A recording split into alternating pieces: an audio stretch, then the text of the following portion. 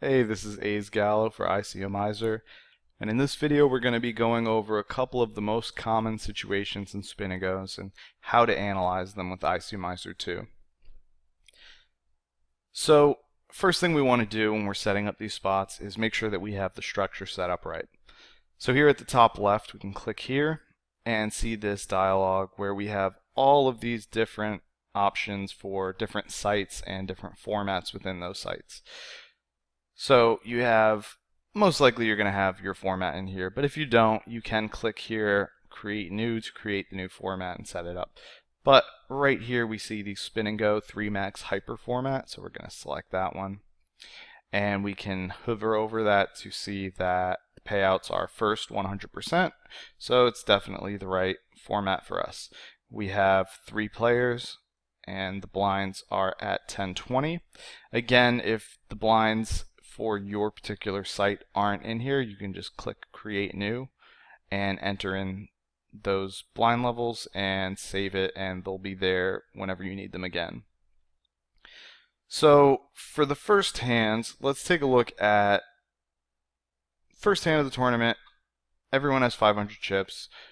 We're in the button, and we're going to take a look at when we open the button and the big blind 3-bets us. So first we need to set our action to min raise, and then the small blind's going to fold, but we don't need to tell ICMIZER to do that. We can just skip over that action and tell it what the big blind does, and it's just going to know that we have the small blind folding. So we're going to go to the big blind's action now and click all in, and now we're going to set his range. So we're going to click here, and we can use these sliders to increase or decrease his range. We can also remove or bring back some of the top of his range, or we can manually enter what we think his range is going to be. So to start, I think pretty much everyone's going to be 3-bet shoving these hands. I'll even add 10s in there since I think a lot of guys are. We'll have him shoving a lot of his offsuit aces and maybe like ace 5 suited to, let's say, ace jack suited. And then we're going to keep jacks plus and ace queen plus out, and we're going to assume that the player is going to be like making a non-all-in 3-bet with those hands. And we can add in like king queen suited there. So this should be a pretty close range to what a lot of players are using, and it'll give us a good idea of what to do against just your random player, or maybe somebody who's, on the slightly tighter side of 3-betting. So we're going to click calculate here, and we see our response range is ace 10 off, ace 9 suited, and pocket 4s. So this gives us a good idea of what to be calling against just your, run-of-the-mill player that you don't have many reads on, or that you assume is, shoving about this tight. Now, what if this player was going to be shoving a bit wider? So this is the way that I like to review these spots, is not only think about the particular player that I was playing, but how to adjust against different types of players. So let's assume that this player is 3-bet shoving a bit wider, maybe including some of these Broadway hands, and see what our range turns into now. So here we have ace 8 and ace 9 get added, ace 8 suited and ace 7 suited, as well as pocket 3s and king queen suited get added to the range. And the numbers that you see below any of these hand combos, so like here we have ace 9 offsuit is plus 2.27. This is dependent on what mode you have it set in. So if we go back to this, we can see that this is in chip BB EV mode. So that's telling us that ace 9 off here is worth 2.27 big blinds, making the call here.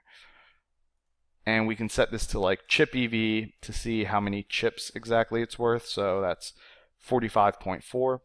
And really this is all just the same information. It's just different ways to view it. You can also select ICM dollar EV or percent of prize pool EV. Generally these are used for tournaments, but you're still going to get correct information even if you're using it for something chip EV like a Spin and Go or a cash game. I think mostly people like to use chip big blind EV. That's what I like to use. It's just a bit more uniform way of thinking about the value of something in a spin and go. So that's what I have it set in, and you can use whatever you'd like. Now, another way that we could see how to adjust against wider or tighter ranges is using the range chart. And we could see this is our hero range versus the big blind's pushing range. So we could see hero's range here on the y-axis, big blinds on the x, and the wider that the big blind is 3-bet shoving, the more we can call, is what we're seeing here.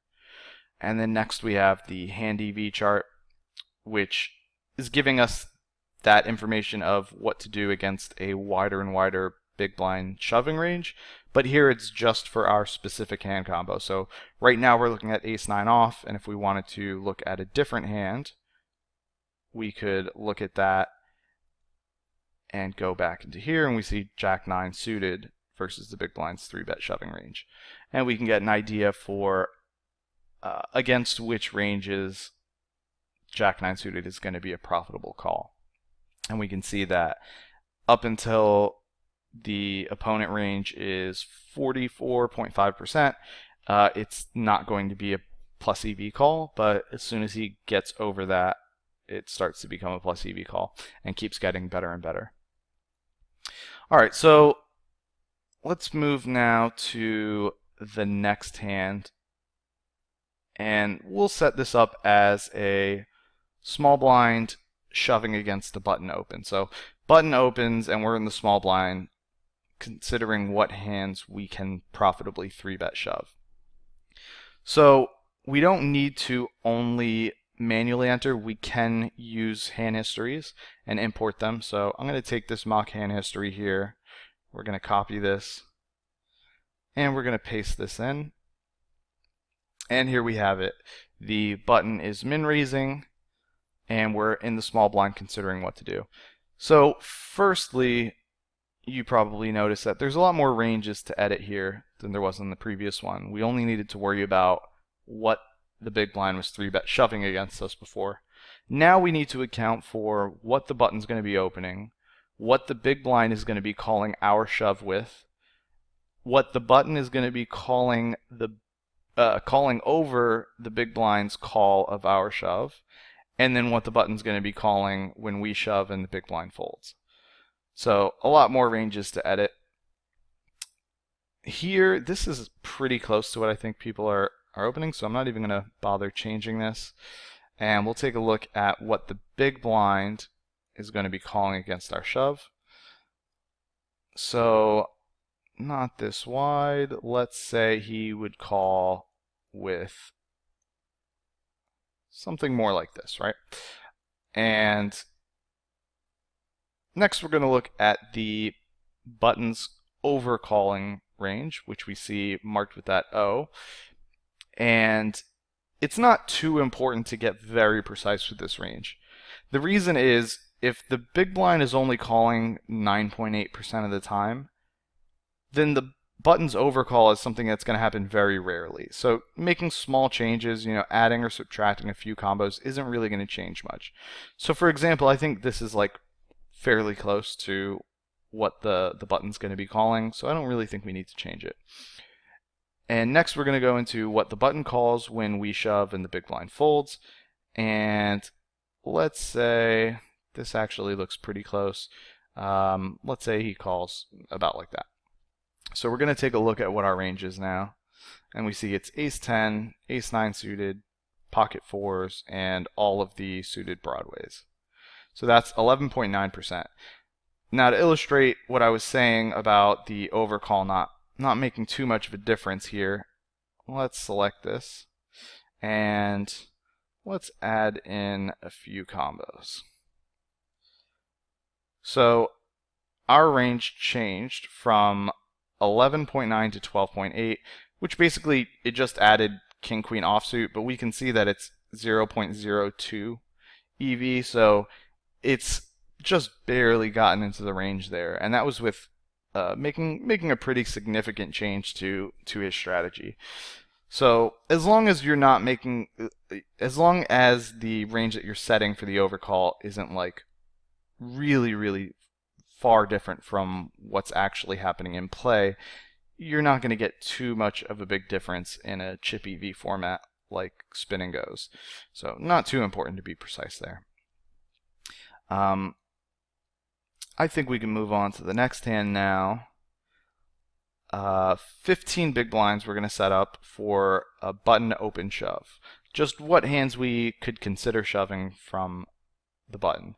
So we're still going to be three-handed. We're going to move this over to big blind 30, and we will set the stacks of 450, which is 15 big blinds for the button, and then the other two players get 525, I think. So we're going to set hero in the button, and we don't need to set him going all in here. Since the action is on the hero, we can just enter the ranges and hit calculate. So first we need to think about what the small blind is going to be calling, then what the big blind is going to overcall, and then finally what the big blind is going to call after the small blind folds if we were to shove. So let's take a look first at the small blind's calling range. I think generally people are going to be calling a bit wider than this, so we'll include these hands here. Overcall for the big blind, let's say something like that, and finally the big blind's call versus the button shove, and we'll put in a range like that. Sure. I don't think these are going to be perfect ranges, but they should be good enough to illustrate how to use the software. So we're going to hit calculate here, and we can see that all of these hands are going to be plus EV shoves from the button. But you can see like a few of these hands here are either at 0.00 or they're pretty close, like 0.02. So that tells you that there's going to be a lot of volatility with these hands if you were to add or subtract some calls from either player. So if we were to say add, we're looking at a 51.4% range now, and if we were to add like ace-9 offsuit to the small blind's calling range, it drops down to 47.2. And if we were to, just add a combo here or there for the big blind, it's down to just under 45.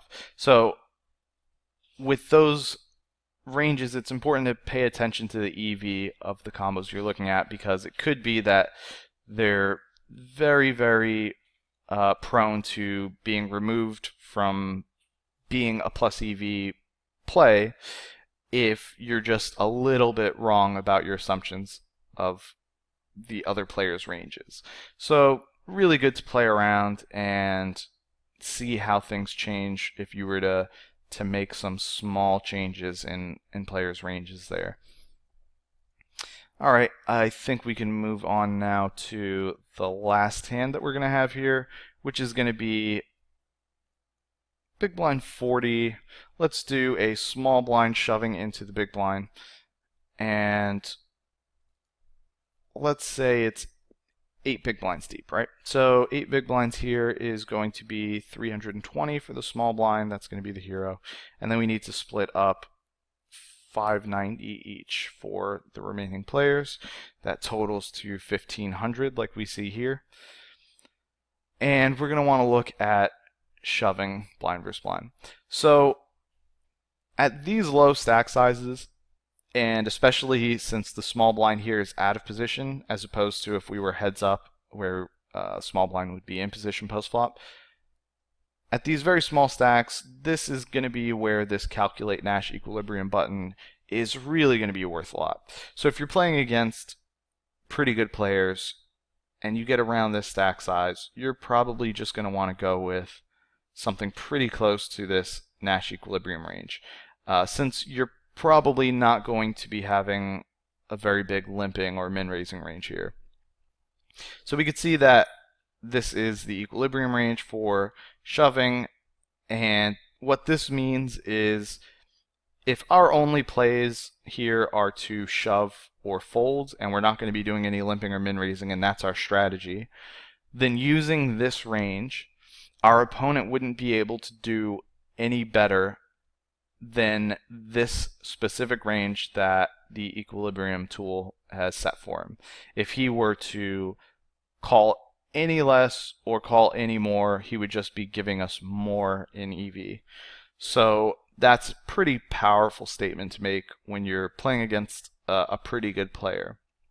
Now, when you're playing somebody who's maybe a little bit weaker, or you have specific reads that they're doing something differently here, it's going to be important to use that information. And I think a lot of players fall into the trap of just clicking this button and, hey, here's this range here that my opponent can't do any better against.